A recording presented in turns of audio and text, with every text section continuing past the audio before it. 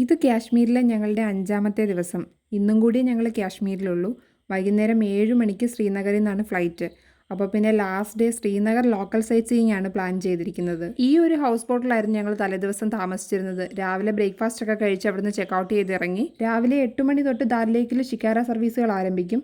ഇത് ഞങ്ങൾക്ക് പോകാനുള്ള ഷിക്കാര ബോട്ടാണ്. തലേദിവസത്തെ ഷിക്കാര റൈഡിനെക്കാട്ടിലും എനിക്കിഷ്ടപ്പെട്ടത് ഈ ഒരു യാത്രയായിരുന്നു. കാരണം ഇത് മോട്ടറൊക്കെ വെച്ചിട്ട് വളരെ സ്പീഡിലാണ് പൊയ്ക്കൊണ്ടിരിക്കുന്നത്. കാഴ്ചകളൊക്കെ പെട്ടെന്ന് കണ്ടുപോകാം. വലിയ വെയിലൊന്നും ഇല്ലായിരുന്നു, കച്ചവടക്കാരുടെ ശല്യം ഇല്ലായിരുന്നു. അതുകൊണ്ട് തലേദിവസത്തെക്കാളും ഈ ഒരു യാത്രയാണ് ഞാൻ കൂടുതൽ എൻജോയ് ചെയ്തത്. 10 മിനിറ്റ് കൊണ്ട് തന്നെ ഞങ്ങൾ തീരത്തെത്തി. ഞങ്ങളുടെ വണ്ടി അവിടെ വന്ന് കിടപ്പുണ്ടായിരുന്നു. ഇന്ന് ഞങ്ങൾ ആദ്യം പോകുന്നത് ശങ്കരാചാര്യ ടെമ്പിളിലേക്കാണ്. പാർക്കിങ്ങിൽ വണ്ടി ഇട്ടിട്ട് കുറച്ച് നടക്കാനുണ്ട്. വേണമെങ്കിൽ ഓട്ടോ കിട്ടും, പക്ഷേ എൻ്റെ ആവശ്യമില്ല, കുറച്ച് ദൂരമേ ഉള്ളൂ.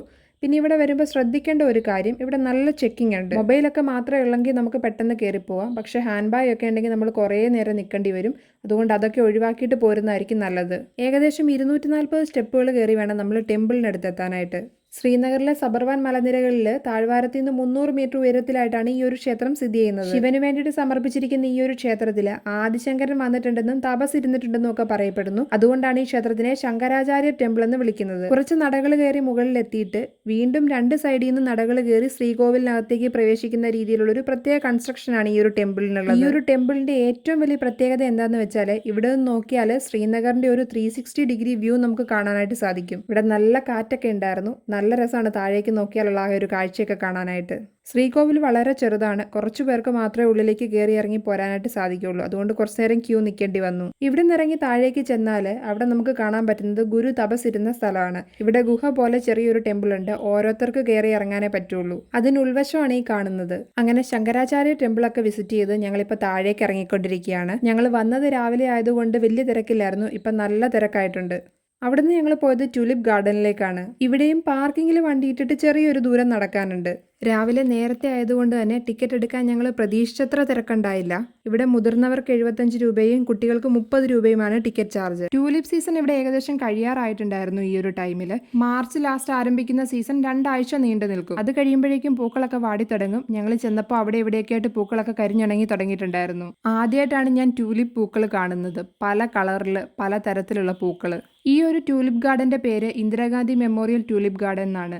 ഇത് ഏഷ്യയിലെ ലാർജസ്റ്റ് ട്യൂലിപ്പ് ഗാർഡൻ ആണ്. 74 ഏക്കറിലാണ് ഈ ഒരു ട്യൂലിപ്പ് ഗാർഡൻ വ്യാപിച്ചു കിടക്കുന്നത്. ഇവിടെ 75 വെറൈറ്റികളോളം ട്യൂലിപ്പ് പൂക്കളുണ്ട്. ഇതുകൂടാതെ മറ്റു പലതരത്തിലുള്ള സസ്യങ്ങളും പൂക്കളും ഒക്കെ ഇവിടെ ഉണ്ട്.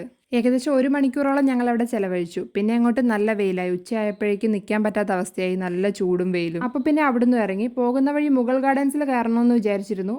പക്ഷെ പിന്നീട് ആലോചിച്ചപ്പോൾ കറക്റ്റ് ടൈമിൽ എയർപോർട്ടിൽ എത്താൻ സാധിച്ചില്ലെങ്കിലോ എന്ന് വിചാരിച്ചിട്ട് അത് ഒഴിവാക്കി. പക്ഷെ പോകുന്ന വഴി നിഷാന്ത് ഗാർഡൻ കാണാൻ പറ്റും കേട്ടോ. അങ്ങനെ ഇന്നത്തെ ഐറ്റിനറിയിൽ നിന്ന് മുഗൾ ഗാർഡൻസ് ഒഴിവാക്കി ഞങ്ങൾ ചൂസ് ചെയ്ത് ഹസ്രത് ബാൽ ആയിരുന്നു.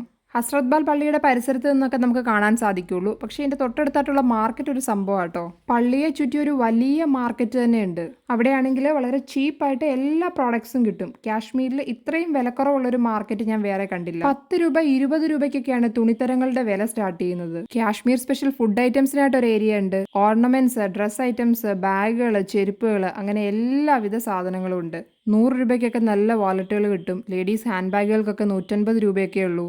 ഈ കിടക്കുന്ന ജാക്കറ്റുകൾക്കൊക്കെ 50 രൂപ 100 രൂപയൊക്കെ ആട്ടോ പറയുന്നത്. അങ്ങനെ ഉച്ച കഴിഞ്ഞ് കുറേ അധികം സമയം ഞങ്ങൾ ഈ ഒരു മാർക്കറ്റിൽ ചെലവഴിച്ചു. പള്ളിയുടെ ഒരു വശത്തായിട്ട് വെറുതെ ഇരിക്കാനും വിശ്രമിക്കാനും ഒക്കെ ആയിട്ട് ഇങ്ങനെ ഒരു ഏരിയ ഉണ്ട്.